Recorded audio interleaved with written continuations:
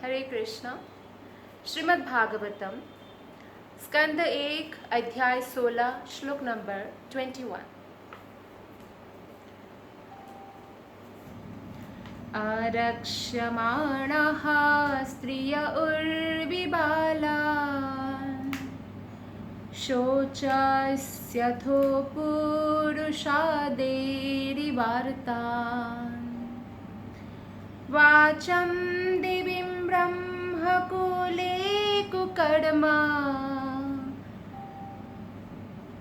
न्यब्रह्मण्ये राजकुले कुलाग्रयान्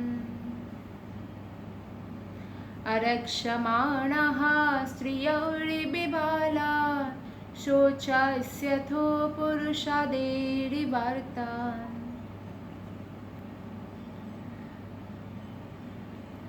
वाचं दिवीं ब्रह्मकुले कुकर्मणि अब्रह्मण्ये राजकुले कुलाग्रयान्। अनुवाद और तात्पर्य श्रील प्रभुपाद के द्वारा श्रील प्रभुपाद की जय। अनुवाद।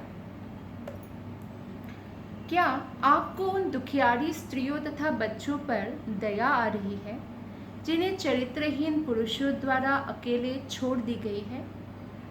अथवा आप इसलिए दुखी है कि ज्ञान की देवी अधर्म में रत ब्राह्मणों के हाथ में है? या यह आप देखकर दुखी है कि ब्राह्मणों ने उन राजकुलों का आश्रय ग्रहण कर लिया है जो ब्राह्मण संस्कृति का आदर नहीं करते? तो यहाँ पे हम देखते हैं कि क्यों दुखी है पृथ्वी माता। इसके लिए धर्मराज धर्म स्वयं बैल बनकर और पृथ्वी माता जो गाय के रूप में अभी है उनसे पूछ रहे हैं क्या आप इसलिए दुखी है क्योंकि कई सारे सच्चरित्रहीन पुरुष हैं जो अपने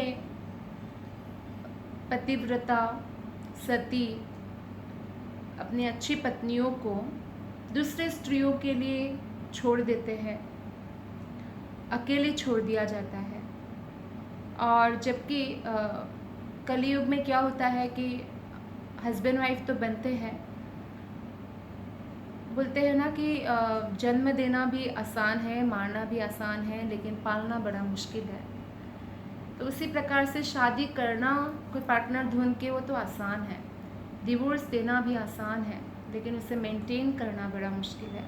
तो कलयुग में हम देखते हैं कि ज़रा सी बात पर हो सकता है पति पत्नी को छोड़ दे या पत्नी पति को छोड़ दे, कुछ भी हो सकता है, क्योंकि इसको मेंटेन करने के लिए बहुत तपस्या की ज़रूरत होती है। तो ऐसा होता है कई बार पुरुष जो है चरित्रहीन होने के कारण, क्योंकि वो नहीं समझ सकते हैं कि जो स्त्री अपना घर परिवार छोड़कर विवाह करके उनके पास आए हैं, अब उनकी जिम्मेदारी है। पहले वो पिता की जिम्मेदारी होती थी, इसके बाद पति के प्रोटेक्शन की जो है शास्त्र बात करते हैं। तो लेकिन पति सोचते हैं कि कैसे भी वो बिहेव कर सकते हैं, तो ऐसे चरित्रहीन व्यक्ति बिना बात के ऐसे ही पत्नी को अकेले छोड़ देते हैं। तो पृथ्वी माता इन सब चीज़ों से दुखी होते हैं जब कोई अपना धर्म पालन नहीं करते, तो नरक जाना पड़ता है। मान लीजिए पति बहुत अच्छे हैं, धार्मिक है, और साथ ही साथ जो है वो सारा पत्नी के लिए जो भी दायित्व है उसको पालन कर रहे हैं, फिर भी अगर पत्नी ऐसे चरित्रवान पुरुष को त्याग कर देती है तो भी, और अगर पत्नी अच्छी है, लॉयल है, फेथफुल है, फिर भी पति अगर छोड़ देते हैं पत्नी को अकेले ऐसे, तो भी दोनों को ही पाप लगता है। तो हो सकता है पृथ्वी माता इसलिए दुखी हो, ये प्रश्न है। और ऐसे माता के जो बच्चे होते हैं वो भी पिता के विहीन होकर ही बहुत स्ट्रगल के साथ बड़े होते हैं, उन पर भी दया आती है। या पूछ रहे हैं कि क्या आप इसलिए दुखी हैं क्योंकि ज्ञान की देवी अधर्म में रत ब्राह्मणों के हाथ में है। अर्थात आजकल जो शास्त्रों का ज्ञान देते हैं कलयुग में ज़्यादातर लोग शास्त्रों का पालन नहीं करते, अर्थात वो नाम का ब्राह्मण तो होते हैं पर काम का नहीं होते। तो जो ज्ञान की देवी है अर्थात सरस्वती माता, तो ज्ञान उनको कहा गया है जो आध्यात्मिक ज्ञान है। भौतिक ज्ञान को शास्त्रों में अज्ञान ही कहा गया है, क्योंकि भौतिक ज्ञान के द्वारा कोई भी अपने मनुष्य जीवन को सफल करते हुए भगवत धाम नहीं जा सकता है। तो ये जो ब्रह्म ज्ञान है, ये सो कॉल ब्राह्मण के हाथ में होने के कारण क्या पृथ्वी माता दुखी है, ये जानने का प्रयास हो रहा है।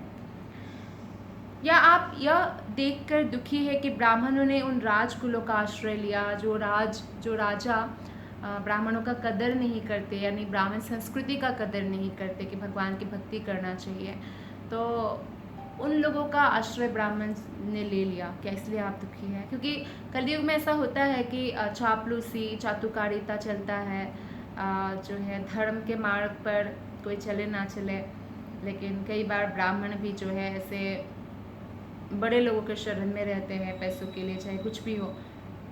तो पूछ रहे हैं कि आप इसलिए दुखी है क्या?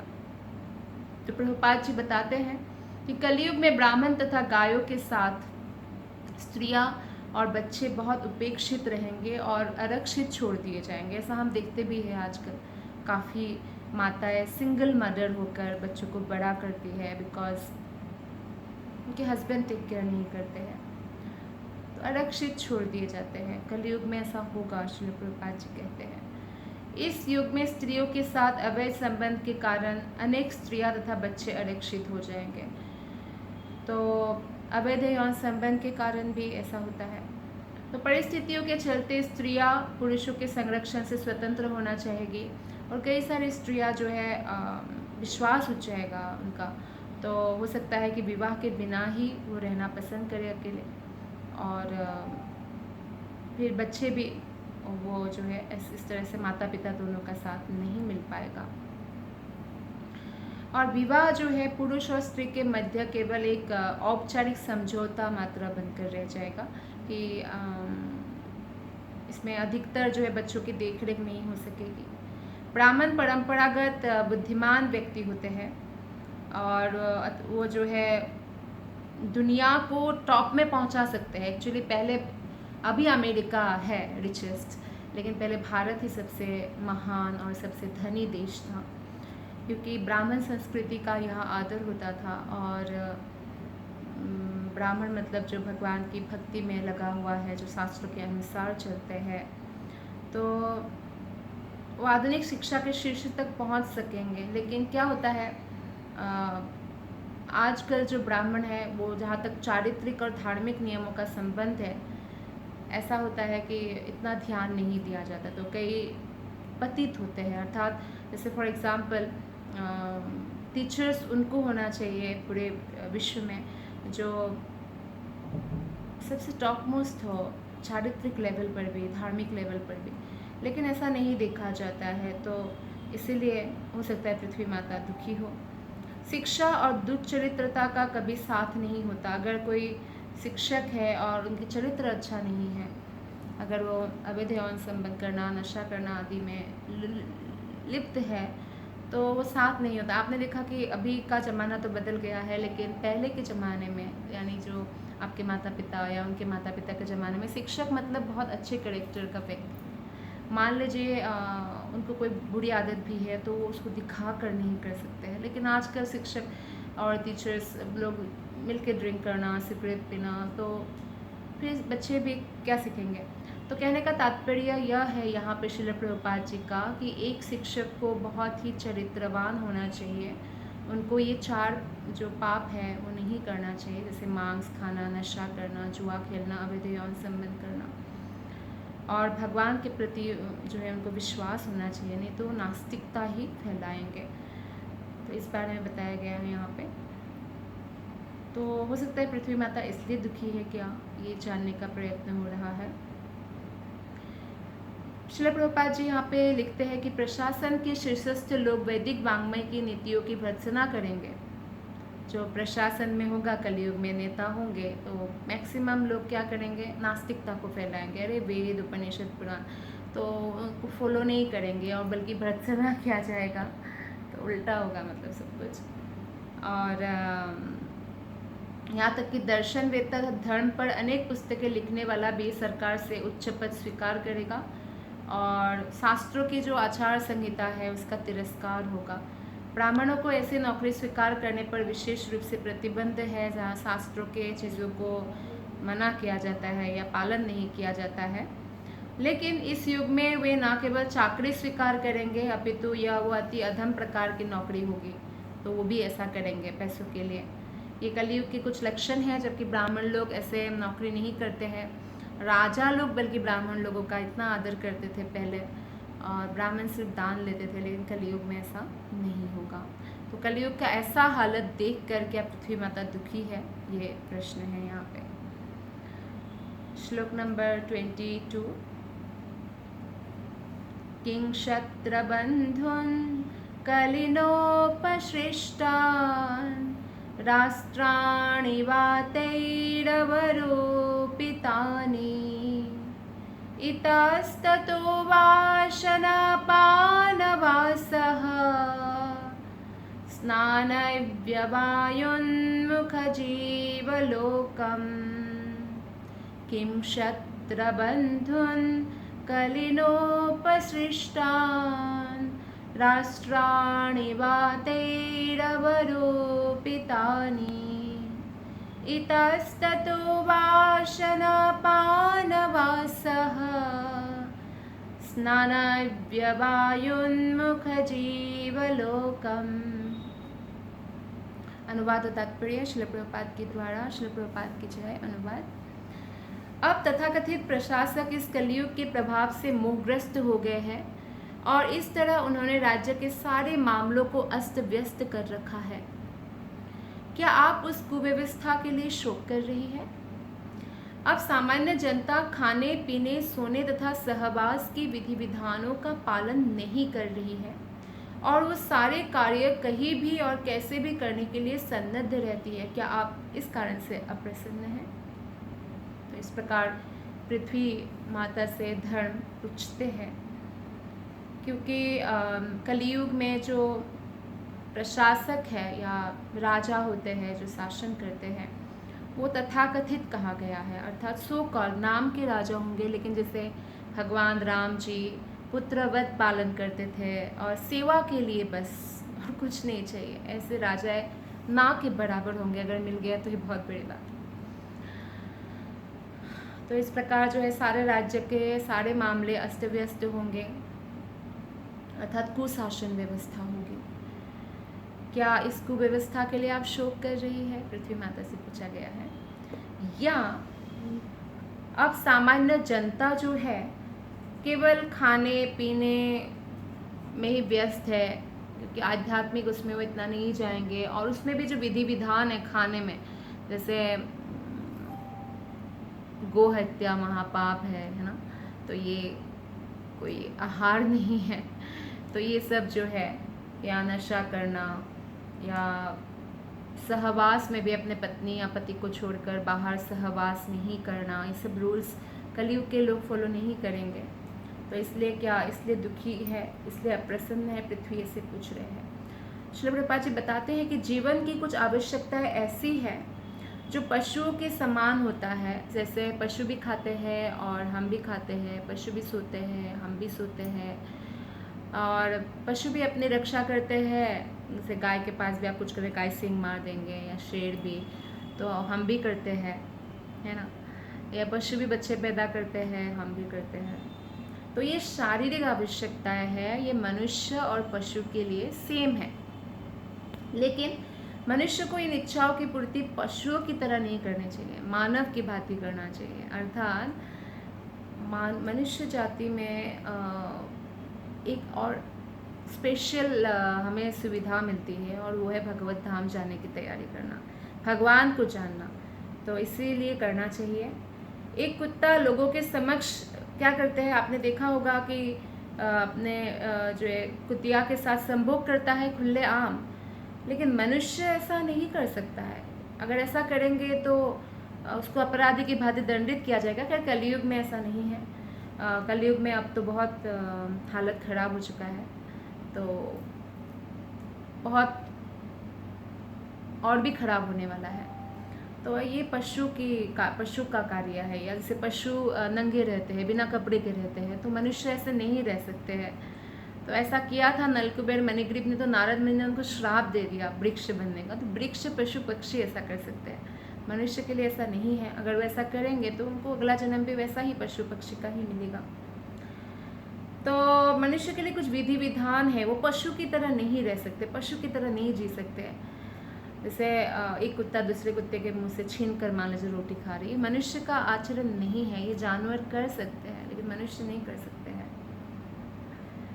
तो इसीलिए जो है हमें मानवों का जो नियम बताया गया है शास्त्रों में, उसकी विधि विधानों का पालन करना चाहिए। और लोग इस युग में जीवन की ऐसी आवश्यकताओं में विधि विधानों का पालन के बिना ही लिप्त रहते हैं, तो चरित्र गिर जाता है। इसलिए चारित्रिक नियमों का पालन नहीं करते हैं। तो पहले तो ऐसे बोला जाता था कि अगर आपका स्वास्थ्य हानि हुआ है तो कुछ हानि हुआ है, धन हानि हुआ है तो भी खराब बात है, लेकिन अगर चरित्र हानि हुआ है तो आपका सब कुछ हानि हो गया है। अर्थात धन, हाँ, जैसे धन की हानि, मनी इज लॉस तो नथिंग इज लॉस, कोई बात नहीं है, आ जाएगा पैसा। Health is lost, something is lost, character is lost, everything is lost. लेकिन कलयुग में ऐसा नहीं मानते हैं। कलयुग में मानते हैं कि ठीक है, चरित्र का पतन हो भी जाए तो हो जाए, नथिंग इज लॉस्ट। मनी तो money is lost, everything is lost, ऐसे मानते हैं। तो जिसके पास पैसा है उसको जो है सम्मान बहुत मिलता है। तो ये चरित्र का जो गिरावट है, लेकिन ये बहुत खतरनाक है। इस जन्म में हम कैसे भी जिए पर आगे अच्छा नहीं होगा, नरक तो जाना ही पड़ेगा। साथ में हमें 84 लाख योनियों में भटकना पड़ेगा, क्योंकि ये पाशविक आचरण के प्रभाव बहुत हानिकारक होते हैं। इस युग में पिता तथा अभिभावक अपने अपने रक्षितों के आचरण से प्रसन्न नहीं है। तो उन्हें जानना चाहिए कि कितने ही निर्दोष बालक कली के दुष्प्रभाव में आकर बुरी संगति के शिकार होते हैं। जब बच्चे छोटे होते हैं और भक्ति करना चाहते हैं, या जवान होकर भी भक्ति करना चाहते हैं, तो वही माता पिता बोलेंगे, मॉडर्न माता पिता, अरे ये कोई उम्र है भक्ति करने का, क्या माला लेकर बैठ गया, खाओ पियो ऐश करो। और जब उनका चरित्र पतन होता है, जब वो गलत संगत में पड़ जाते हैं और गलत करने लगते हैं पेरेंट्स के साथ भी, तब उनको दुख होता है। तो इसलिए बचपन से ही संस्कार देना, वैदिक संस्कार, भगवान की भक्ति का संस्कार बहुत ज़रूरत है। तो हमें श्रीमद् भागवत से पता चलता है कि अबोध ब्राह्मण पुत्र अजामिल एक बार सड़क पर चल रहा था। तब उन्होंने क्या देखा कि एक स्त्री और पुरुष को ऐसे ही, जैसे पशु लोग सड़क पे ही शुरू हो जाते, वो लोग एक दूसरे को आलिंगन कर रहे थे, काम पीड़ित होकर चुंबन कर रहे थे।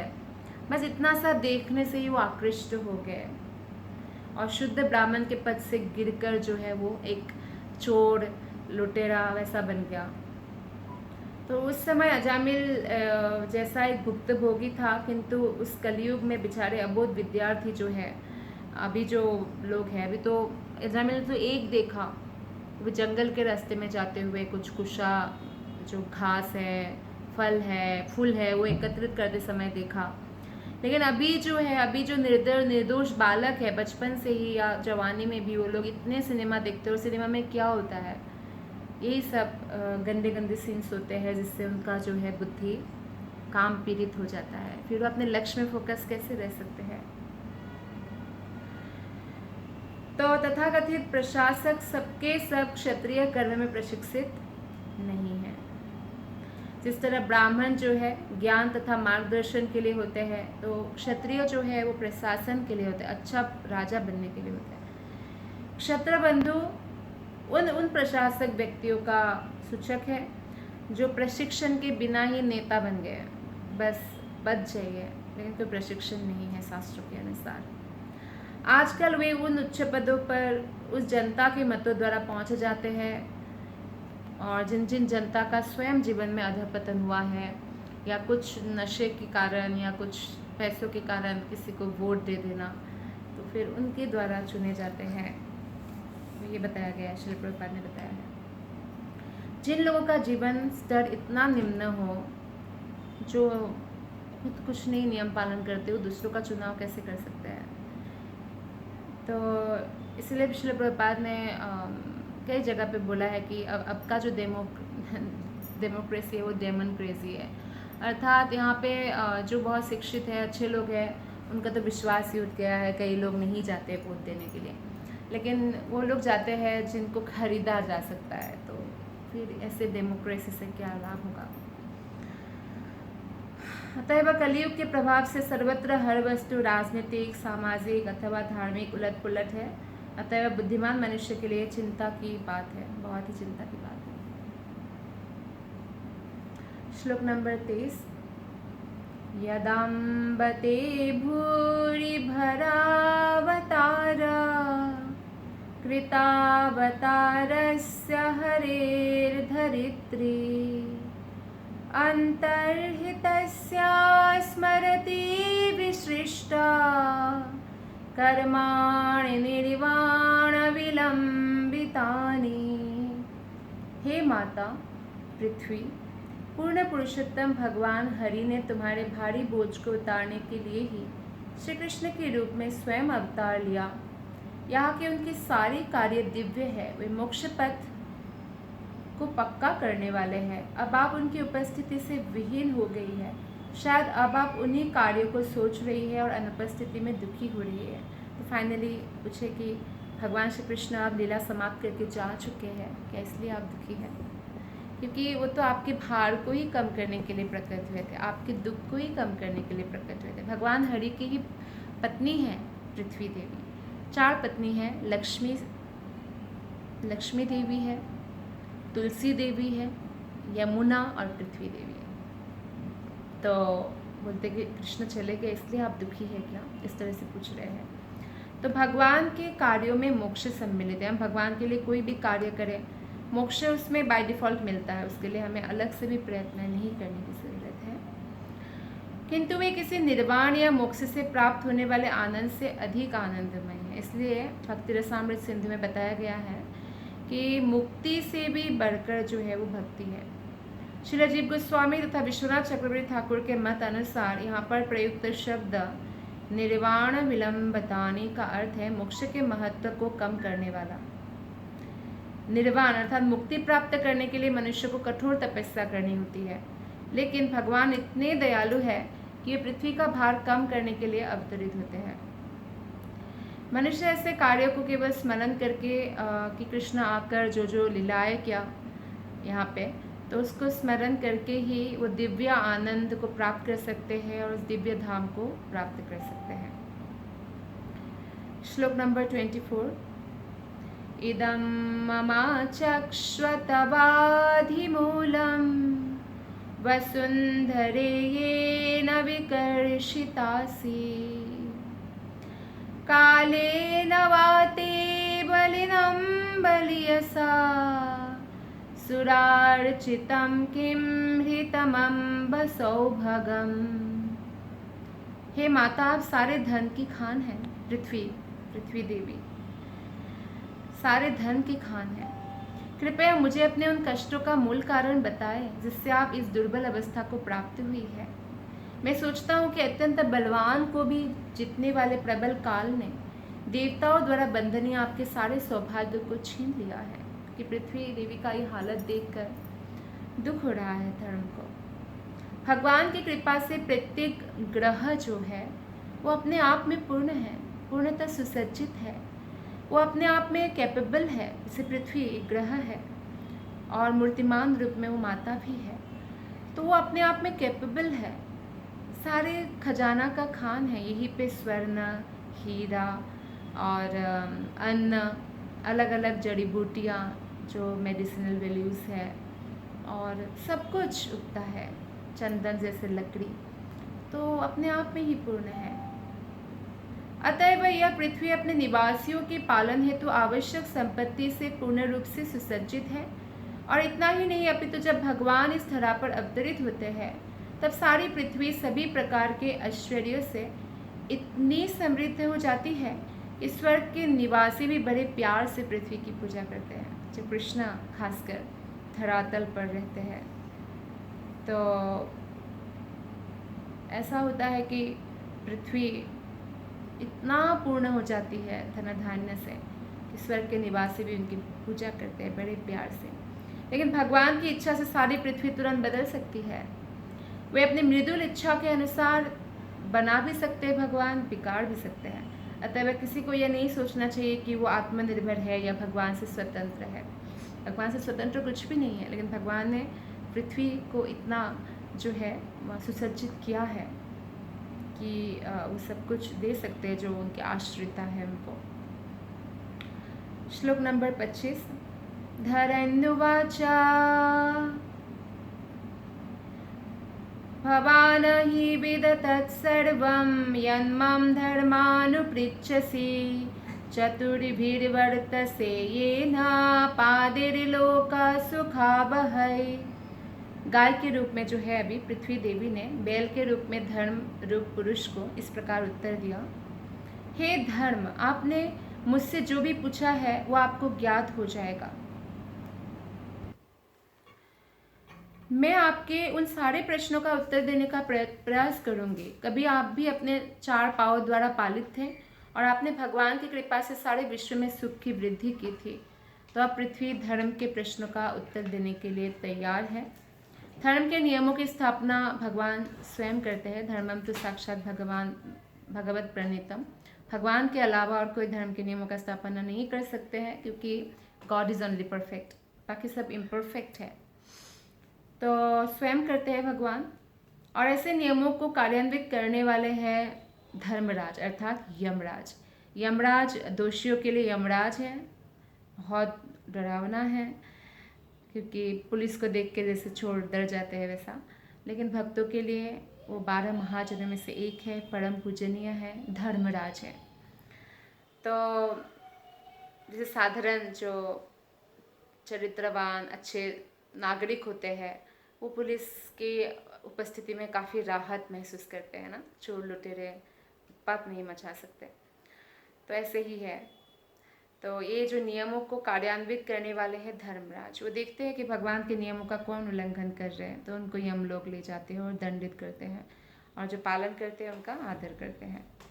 ऐसे नियम सत्ययुग में पूरी तरह काम करते हैं। त्रेता युग में इनमें से 1/4 कम हो जाता है, द्वापर युग में 50% कम हो जाता है, और कलयुग में 75% कम होकर बस 1/4 रह जाता है। और धीरे धीरे घटते कलयुग में जब आगे बढ़ता है, घट घट के धर्म क्या होता है, शून्य पर आ जाता है। और जब शून्य हो जाता है धर्म अर्थात भगवान की कोई भक्त नहीं बचता, तो भगवान शिव को बहुत क्रोध आता है, तब वो प्रलय लाते हैं, संहार कर देते हैं।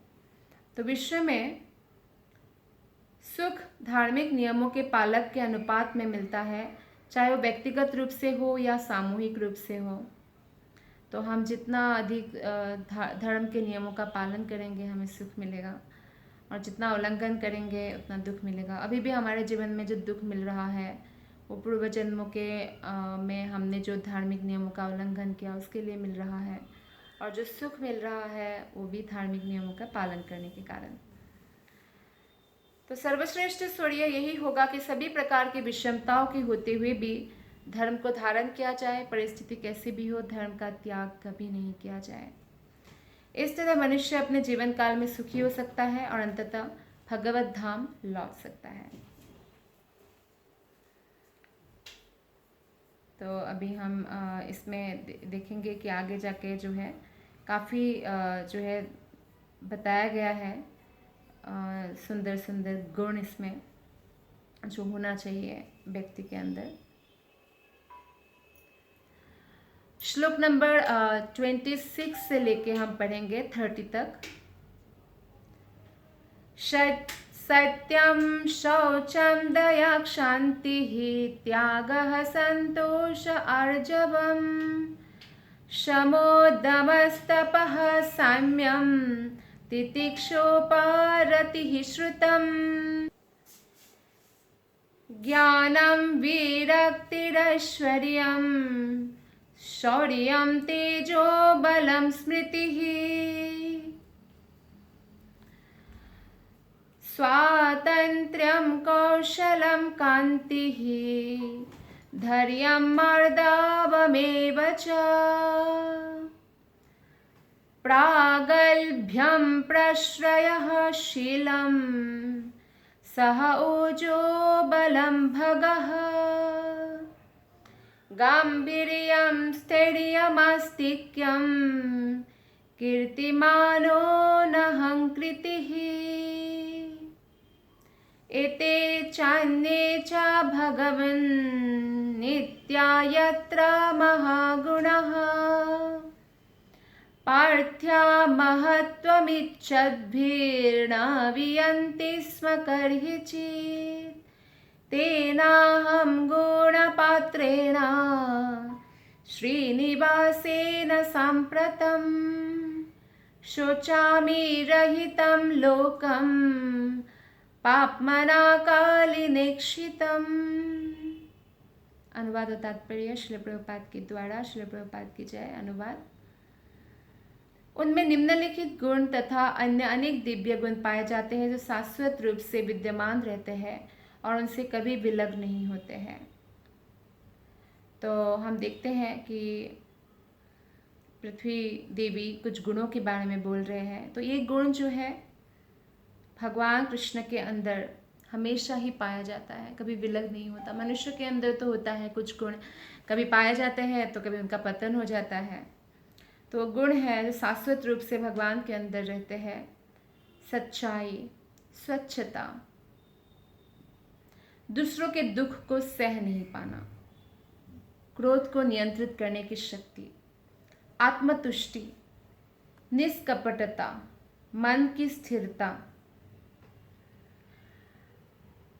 इंद्रियों का संयम, उत्तरदायित्व, समता, सहनशीलता, समदर्शिता, आज्ञाकारिता, ज्ञान, इंद्रिय भोग से अनासक्ति, नायकत्व, बहादुरी, प्रभाव, असंभव को संभव बनाना, कर्तव्य पालन, पूर्ण स्वतंत्रता, कार्यकुशलता, सौंदर्यमयता, धैर्य, दयालुता, उदारता, विनय, शील, संकल्प, ज्ञान की पूर्णता, उपयुक्त दक्षता, समस्त भोग विषयों का स्वामित्व, प्रसन्नता, स्थिरता, आज्ञाकारिता, यश, पूजा, निरभिमनता, अस्तित्व भगवान के रूप में, शाश्वतता, समस्त सत्व तथा सौंदर्य के आगार, पूर्ण पुरुषोत्तम भगवान श्री कृष्ण ने इस धरा पर अपनी दिव्य लीलाएं बंद कर दी है, क्योंकि द्वापर अब खत्म हो चुका है, कली का आगमन हो चुका है। भगवान ऑलरेडी लीलाएं समाप्त करके अपने धाम लौट चुके हैं। तो पृथ्वी देवी कहती है कि उनकी उपस्थिति में कली ने सर्वत्र अपना प्रभाव फैला लिया है, अतएव मैं संसार की इस दशा देखकर अत्यंत दुखी हूँ। तो धर्म ने जो प्रश्न पूछा था, पृथ्वी माता ने बताया कि मैं इसलिए दुखी हूँ क्योंकि कली का प्रभाव चारों ओर फैल चुका है। भले ही पृथ्वी को चूर्ण चूर्ण करके इसके परमाणुओं को गिन लिया जाए तो भी भगवान के दिव्य गुणों को कोई गिन नहीं सकता है। कहा जाता है कि भगवान अनंत देव अपने अनंत जीभाओं से, अनंत मुखों से परमेश्वर के दिव्य गुणों का गान करना चाहा, किंतु भगवान के गुणों का अनुमान लगा पाना भी अनंत वर्षों में संभव नहीं हो पाया।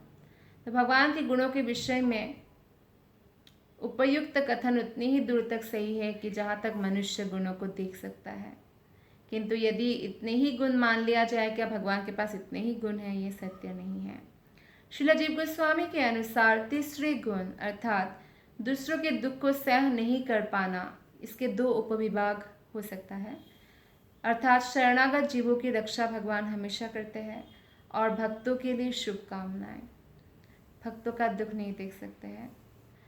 तो इसलिए जब हम भौतिक जगत में और फंसे रहते हैं तो भगवान को बहुत कष्ट होता है, क्योंकि हम जितना भौतिक जगत में रहेंगे उतना ही दुख और प्राप्त करेंगे।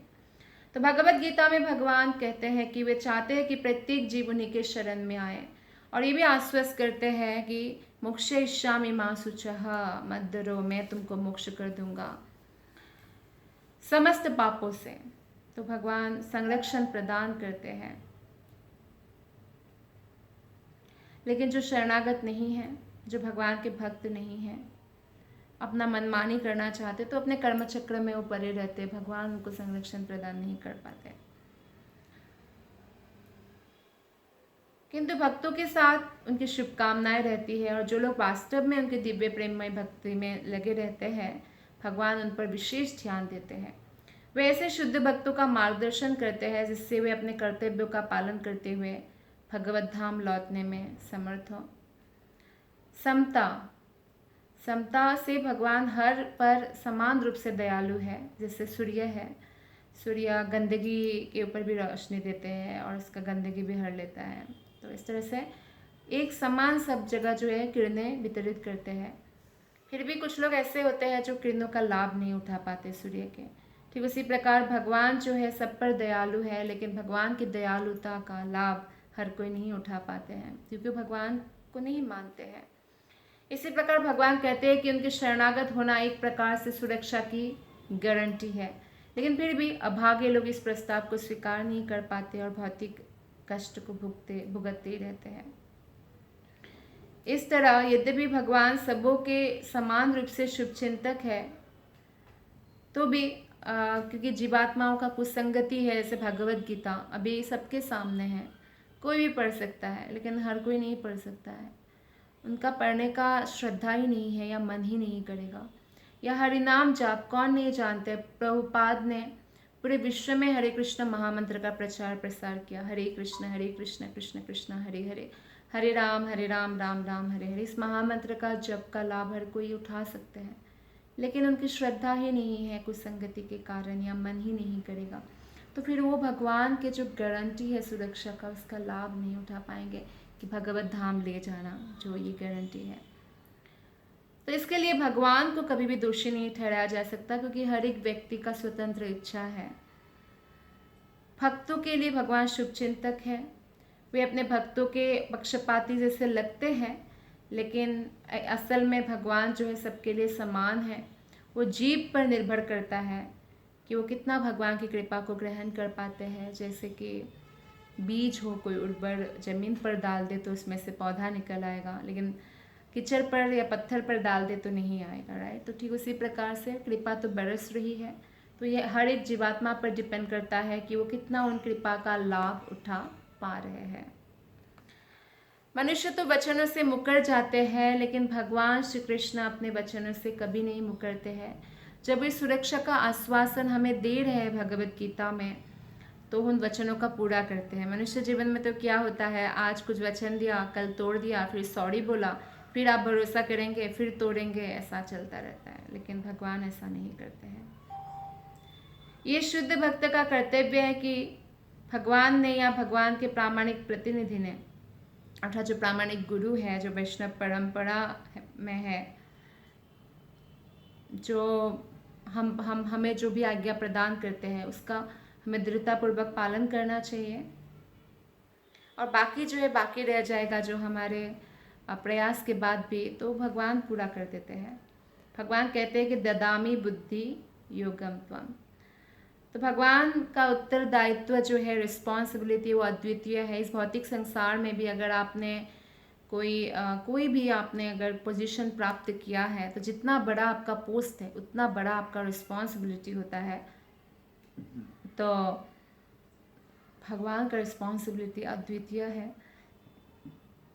वैसे तो भगवान का कोई उत्तरदायित्व नहीं है, क्योंकि उनके सारे कार्य उनके द्वारा नियुक्त किया गया शक्तियों के द्वारा संपन्न होता है या देवताओं के द्वारा संपन्न किया जाता है। फिर भी अपने दिव्य लीलाओं का प्रदर्शन करते समय कुछ स्वैच्छिक जिम्मेदारियां भगवान निभाते हैं। तो बालक के रूप में वे ग्वाल बाल की भूमिका निभा रहे थे। उन्होंने नंद महाराज के पुत्र के रूप में अपनी जिम्मेदारी बहुत अच्छे से निभाई। और इसी प्रकार जब वे महाराज वसुदेव के पुत्र रूप में क्षत्रिय की भूमिका निभा रहे थे, तब उन्होंने शूरवीर क्षत्रिय की सारी निपुणता दिखाई। नंद महाराज के इतने आज्ञाकारी कभी पुत्र बनते हैं, कभी उनका खड़ाव सर पर लेकर आते हैं। तो कई बार जब गोपियाँ बोल देते कृष्ण को कि जाओ वो पीड़ा उठा के लाओ, तो इतना छोटे हुआ तो क्या हुआ, जब वो छठी के दिन पुतना का वध कर सकते हैं, तो क्या एक पीड़ा नहीं उठा सकते हैं?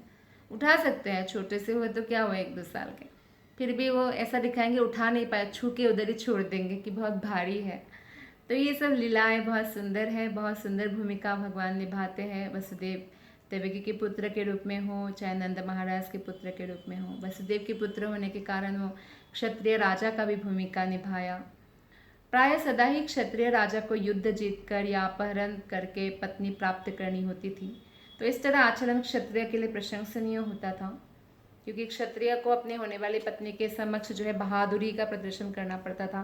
तो इसलिए स्वयंवर में भी ऐसे ही शर्त रखा जाता था, जैसे द्रौपदी के स्वयंवर में रखा गया या सीता माता के स्वयंवर में रखा गया। पराक्रम दिखाकर भगवान ने भी विवाह किया। तो क्षत्रियत्व का प्रदर्शन विवाह उत्सव के समय ही होता है और इसमें कोई दोष नहीं माना जाता। भगवान श्री कृष्ण ने अपने इस उत्तरदायित्व को भी निभाया। जहाँ तक कि 8 पत्नियां जो उन्होंने किया तो भी ऐसे ही शादी किया, रुक्मिणी का या नागनजीति का या सबका, और 16,100 रानियों को भी उन्होंने जो है असुर का वध करके जो है प्राप्त किया था। 14वां गुण है ज्ञान, जिसे पुनः 5 उपभाग में बांटा जा सकता है। ज्ञान को बुद्धि, कृतज्ञता, देश काल और वस्तु के अनुसार परिस्थितियों को समझने की शक्ति, हर वस्तु का पूर्ण ज्ञान तथा आत्मज्ञान। तो जो मूर्ख होते हैं वही अपने उपकारियों के प्रति कृतज्ञ होते हैं, नहीं तो बुद्धिमान व्यक्ति क्या होते हैं, ज्ञान का मतलब होता है उनमें बुद्धि होनी चाहिए, दूसरा उनमें कृतज्ञता भी होनी चाहिए। कोई उनके लिए कुछ करते हैं या जैसे नहीं भी करते लेकिन इनडायरेक्टली भी हेल्पफुल है, जैसे पशु पक्षी या प्राणी हमारे लिए हमेशा हेल्पफुल है इनडायरेक्टली, तो उनके प्रति भी कृतज्ञता प्रदर्शन करते हैं। और समझने की उनकी जो शक्ति होता है, देश काल के अनुसार हमेशा एक जैसा रूल्स नहीं होता है, एक जैसा कार्य नहीं होता है, कई बार देश काल स्थिति के अनुसार भी रिएक्ट करना होता है, तो उनको आता है अच्छे से। तो हर वस्तु का ज्ञान भी होता है, आत्मज्ञान भी होता है। तो भगवान तो खुद के अतिरिक्त अन्य किसी से कोई लाभ नहीं चाहते हैं, क्योंकि भगवान तो स्वयं संपूर्ण है। फिर भी वे अपने भक्तों की अनन्य सेवा से लाभान्वित अनुभव करते हैं। मतलब भगवान को ऐसे कोई सेवा की खास आवश्यकता नहीं है, लेकिन फिर भी भक्त अगर उनको सेवा करते हैं तो वो उनकी छोटी छोटी भेंट को भी इतना बहुमूल्य भेंट समझेंगे, जैसे कि सुदामा की भेंट को समझा, और खुद के बहुमूल्य वरदान को भी तुच्छ समझते हैं। भगवान अपने भक्तों के प्रति ऐसी सरल अप्रतिबंधित सेवा के लिए कृतज्ञता का अनुभव करते हैं। तो गोपियों को कृष्ण कहते हैं, न पारये हम निरवध्य संयुजाम। तो इस श्लोक में भगवान कहते हैं कि आपने जो मेरे प्रति सेवा किया है, जो प्रेम किया है, जो सरलता दिखाया है, उसका मैं ब्रह्मा के जो दीर्घ काल है जीवन, तब तक भी चुकाता रहो तो नहीं चुका पाऊँगा। तो इसलिए जो आप मेरे लिए सेवा करते हो उसी को आप पुरस्कार मानकर हमेशा ऐसा करती रहे। तो सरल सेवा भगवान को अच्छा लगता है, निष्कपट सेवा, अप्रतिबंधित, जो बाधा ना हो कभी भी, तो भगवान कृतज्ञता अनुभव करते हैं। आप सोचिए भगवान भी तो सेवा द्वारा प्रतिदान करते हैं। भगवान पांडवों का कितना सेवा किया भगवान ने। भगवान हमेशा दान प्रतिदान रेसिप्रोकेशन करते हैं, फल की भले ही भक्त के मन में इच्छा हो चाहे ना हो। तो भगवान की दिव्य सेवा भक्त के लिए अपने में ही दिव्य लाभ है। तो इसीलिए जो है जो भक्त जानते हैं इस बात को, तो भगवान किसी भी परिस्थिति में वो भगवान के प्रति जो आस्था है, निष्ठा है, वो नहीं छोड़ते और निष्ठापूर्वक सेवा में लगे रहते हैं। वैदिक नीति वाक्य सर्वम खल्वम इदम ब्रह्म के आधार पर भगवान अपने तेज की सर्वव्यापी किरणों के द्वारा, जिन्हें ब्रह्म ज्योति कहा जाता है, प्रत्येक वस्तु के भीतर भी है बाहर भी है, ब्रह्म ज्योति के द्वारा भगवान के शरीर से निकला हुआ तेज है और सर्वव्यापी भौतिक आकाश की तरह व्याप्त है। इस तरह वो सर्वज्ञ है, सब कुछ जानते हैं। जहाँ तक भगवान के सौंदर्य की बात है, उनमें कुछ विशिष्ट लक्षण पाए जाते हैं जिनसे वे अन्य सारे जीवों से पृथक है।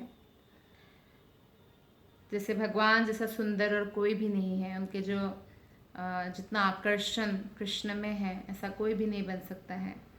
इसलिए जब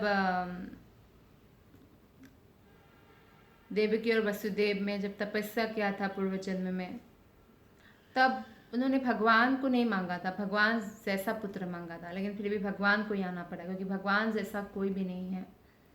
वो सबके मन को आकृष्ट करते हैं, राधा रानी के मन को भी आकृष्ट करते हैं, इसलिए वे मदन मोहन कहलाते हैं।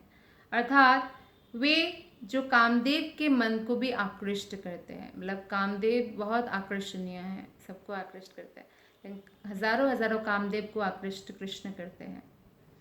जब जीव गोस्वामी प्रभु ने भगवान के अन्य दिव्य गुणों का भी विश्लेषण किया तो वे इसकी पुष्टि करते हैं कि भगवान श्री कृष्ण पूर्ण पुरुषोत्तम भगवान है। हमारे वैष्णव आचार्यगण इसकी पुष्टि करते हैं, शास्त्र पुष्टि करते हैं, गुरु पुष्टि करते हैं। तो गुरु, साधु, शास्त्र तीनों प्रमाण की हमें ज़रूरत होती है। तो इसमें बताया गया है कि भगवान का जो शक्तियाँ है वो अचिंत्य है।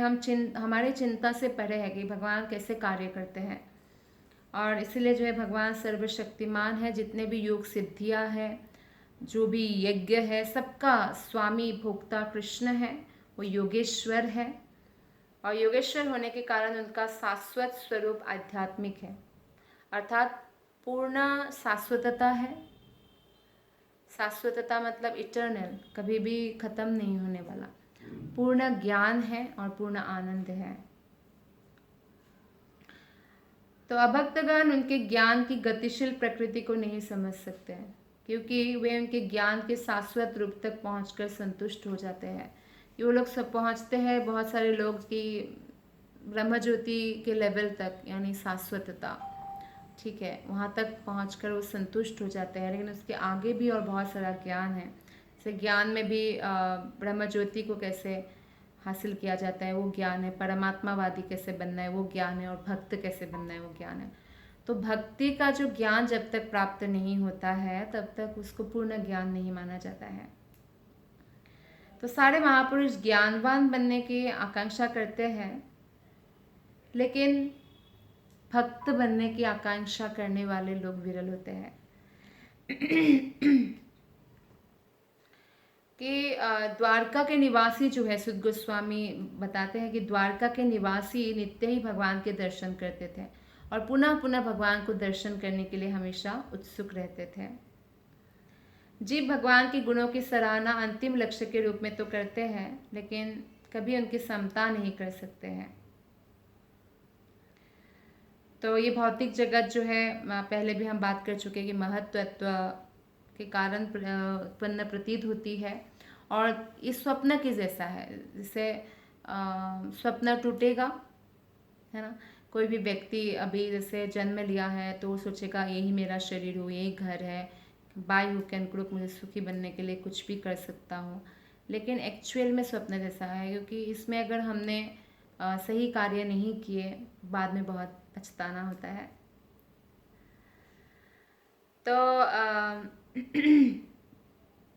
तो इसलिए जो है भगवान ने जो ये भौतिक जगत बनाया, हालांकि स्वप्न के जैसा है, फिर भी इसमें वास्तविक अभिव्यक्ति है।